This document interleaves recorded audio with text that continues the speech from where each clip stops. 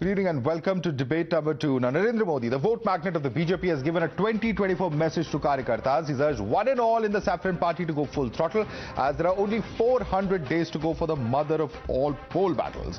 Putting Samaj Niti over Rajniti, PM Modi has urged all workers to work hard as Modi alone can't guarantee a win. He said that BJP is leading Bharat into Sarvottam Kal and that Amrit Kal must be turned into Vikas Kal. Listen in to Devendra Fadnavis detailing the PM's 2024 vision for BJP. प्रधानमंत्री जी का उद्बोधन ये प्रेरक भी था, दिशा दर्शक भी था और भविष्य की राह दिखाने वाला था।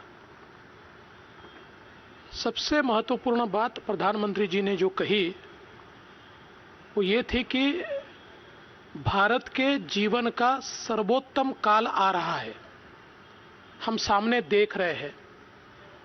ऐसे समय हम लोग मेहनत में पीछे न रहे, प्रयत्नों की पराकाष्ठा करें, अपने जीवन का क्षण क्षण और अपने शरीर का कण कण हम भारत की इस विकास गाथा में लगाए और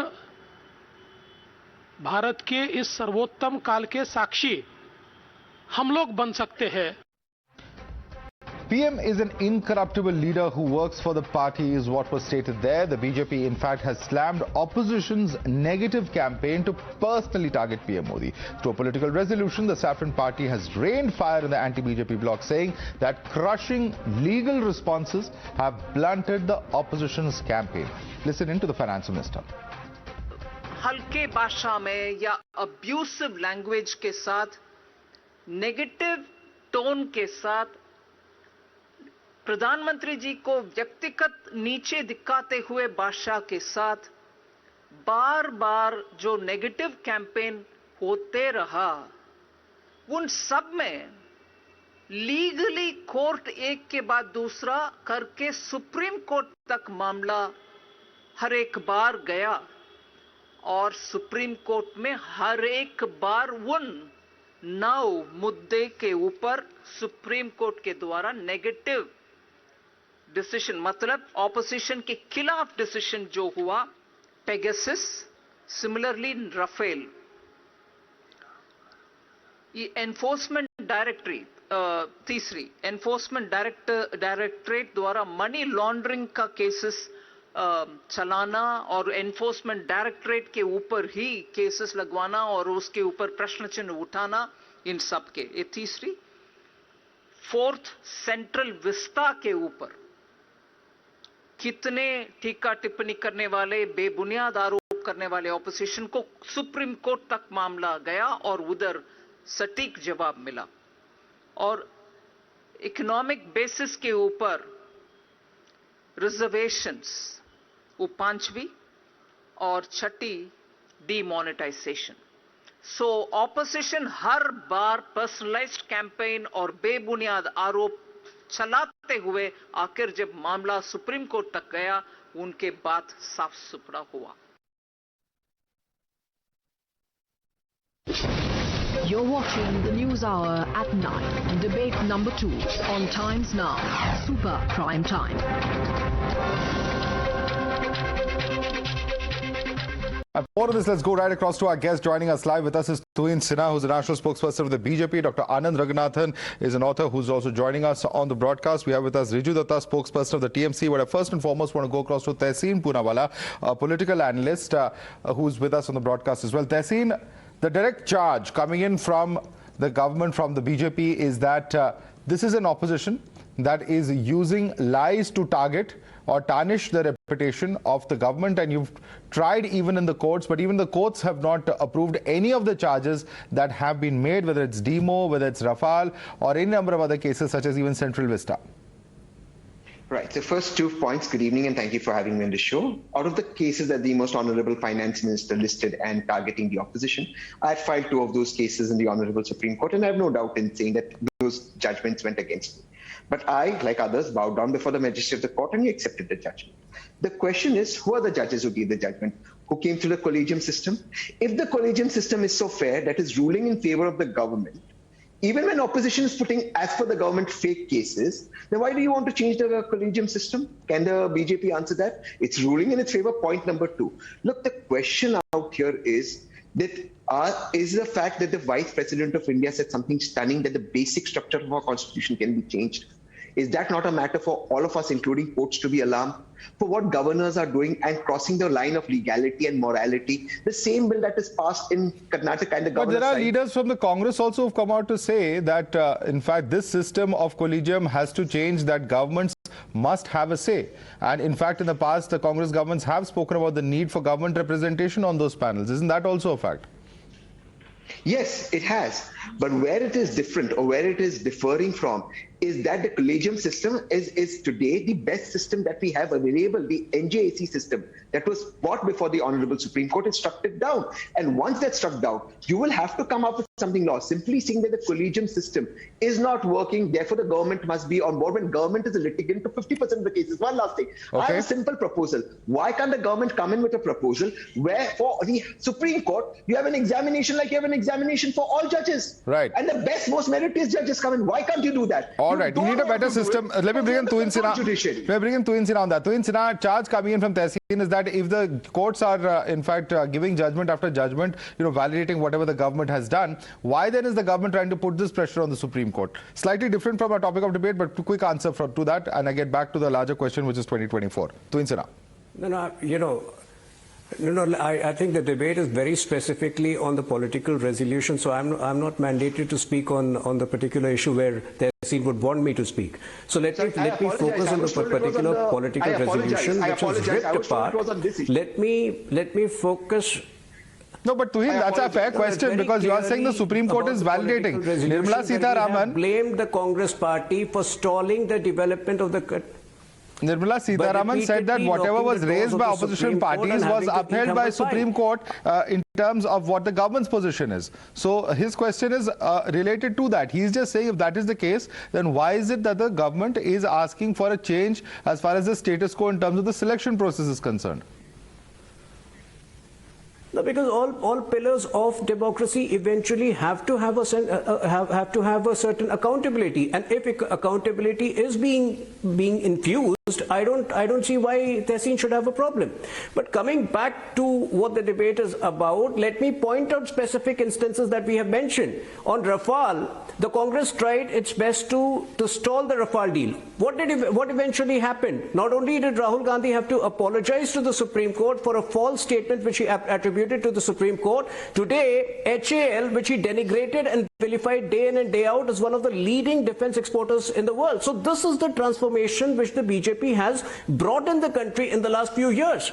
Again, on the issue of Central Vista, the Congress tried to stall that without acknowledging the fact that by 2026, any which way, India will need to have at least 30 to 35% more MPs. Where will they be accommodated? They tried to do the same on the issue of EWS. Okay. They tried to do the same on the issue of demonetization. And one of the byproducts of demonetization, the UPI, is today, something which the world wants to emulate. There are at least half a dozen countries which want India to impart that technology to them. Okay. So I mean, the transformation which we have brought about is unprecedented. The difference between the opposition and between the BJP and opposition today is having a vision for the country and being obsessed with self-aggrandizement. It is the difference between Vikas and Vinash. It's as simple as that. Okay, let me bring in Riju Datta on that one. Riju Datta, on number of issues, whatever the opposition has said has proved to be wrong,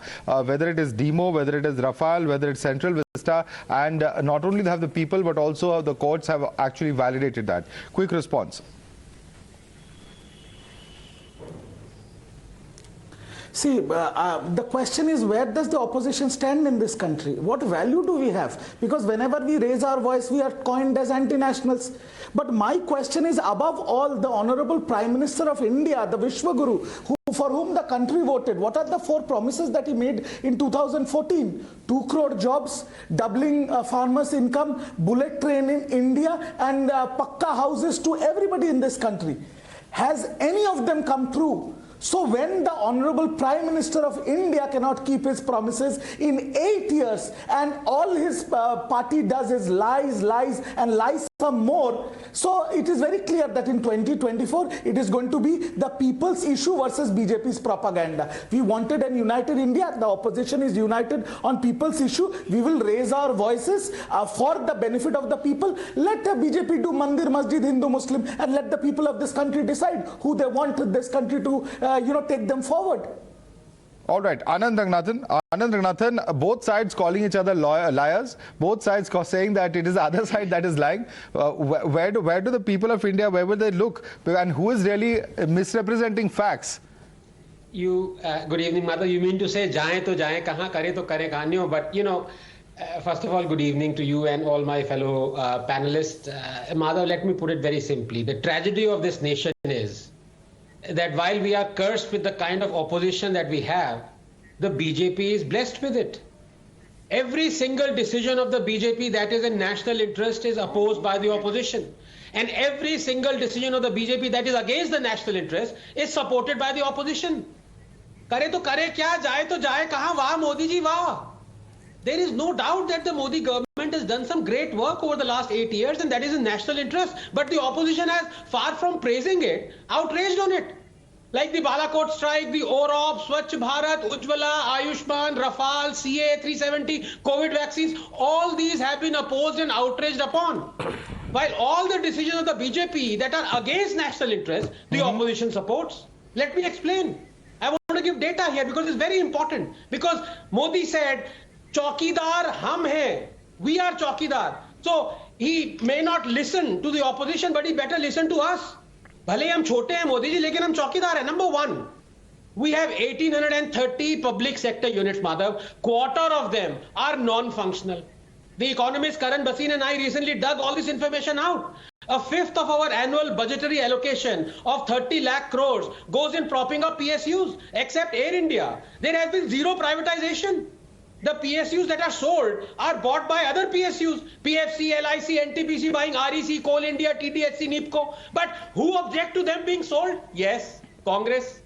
2, nationalized banks are rife with corruption and have NPAs totaling 6 lakh crores. But who objects to their privatization? Who supports capital infusion? Yes, Congress. Okay. 3, there is no incentive for private companies to set up shop because of zero land reforms. But who blocked the land acquisition bill? Yes, Congress. 4, average state debt to GSDP is 35%, highest in 15 years.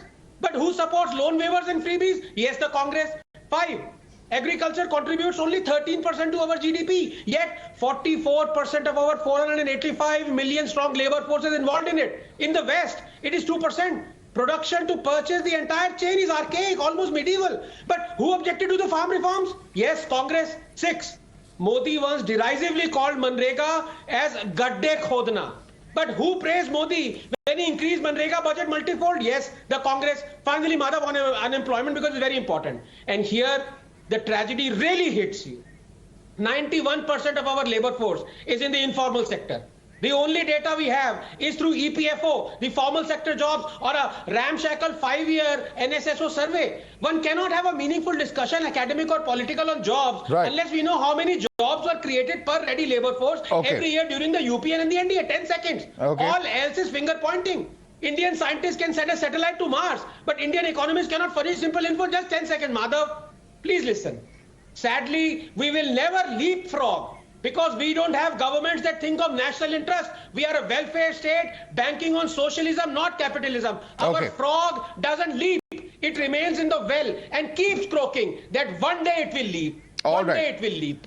All right. Let me bring in Tehseen on that note. Tehseen, one of the points that was made today is the entire phrase of governance of saturation. And clearly with the Prime Minister sounding the poll bugle, asking the Karyakartas to take the 2024 message out, he's urging all of them to go full throttle as there are just 400 days to go. This is going to be one of the key themes that the government will be hoping will in fact win it in 2024 for them.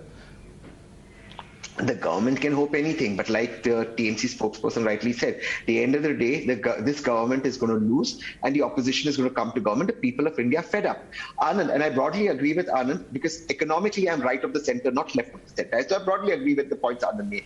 Anand, my dear friend, Which was the government at Tom Tom? 80% of the country is getting free ration, when actually ration was being supplied at a bare minimum price under the Food Security Act at 3 rupees, 2 rupees and 1 rupees. The Narendra Modi government, that is not social. Please, Anand, don't interrupt me. Which was the government that got cash into parliament when the nuclear deal was signed, which gave us a waiver in the 123 agreement, which was something that no other country in the world had got. The Bharatiya Janata Party, which was the government that said FDI in real estate, FDI in retail is wrong and we will not allow it over our dead bodies. When in parliament, Chidambaram, as finance minister, said 60% of the Indian economy is in agriculture, which contributes less than 12% to the GDP. The Bharatiya Janata Party, which was the government that opposed DBT on Aadhaar and said DBT and Aadhaar is an attack on the federal structure of the country. The Honorable Chief Minister Narendra Modi. Today you do a U-turn. I am asking you, Anand, hold on. I am asking you, I oppose the farm laws. You are the most powerful man in the world. Who asked you to take it back? How long will you blame the opposition? For 8 years you've been in government. If you're talking that PSUs are sucking money, you should shut them. I think that question should go to Tuhin Sinha. All right, I'm going to take that question. Anand, I can see your hand going up, but I want Tuhin to respond to that. Tuhin Sinha, if the governance track record of this government is so unblemished, then why bring in the farm laws, keep them for a year, and if it is such a landmark reform, why then withdraw it after 1 year? Tuhin Sinha. No, farm laws is the only law where we went back on it because we were sensitive to the concerns of the people. Let me answer two or three questions that have been raised over here. In the first term. The land acquisition was way back in 2004. I think a lot of 14. The fact is that this government has done something which has done things which no other government has done. Whether it is. So the point, Madhav, over here is that there are 2 or 3 very valid questions which have been raised by some of the panelists. Allow me to answer that. When the government spends 7.5 lakh crores on capex on a single budget, an unprecedented figure, it is impossible that signifies jobless growth. This is something which Tehseen and other people need to agree with. At the same time, when it comes to government employment, look at the ESIC data of the last 3 years. We'll have to leave it there, Tuhin. We're completely out of time. Riju Datta, Anand Raghunathan, Tehseen Poonawalla, thank you so much, gentlemen. We're completely out of time, unfortunately, on this debate, but clearly the poll bugle has been sounded. The national capital, the mercury may be dipping to 1.4 degrees, but the fact is that the political temperature couldn't be hotter than this, with both the BJP, with its national executive announcing really the face and the plans for 2024. At the same time, the Congress going ahead with its Bharat Jodo Yatra full steam. We'll have to leave it there, gentlemen. Thanks so much for joining us on the News Hour this evening.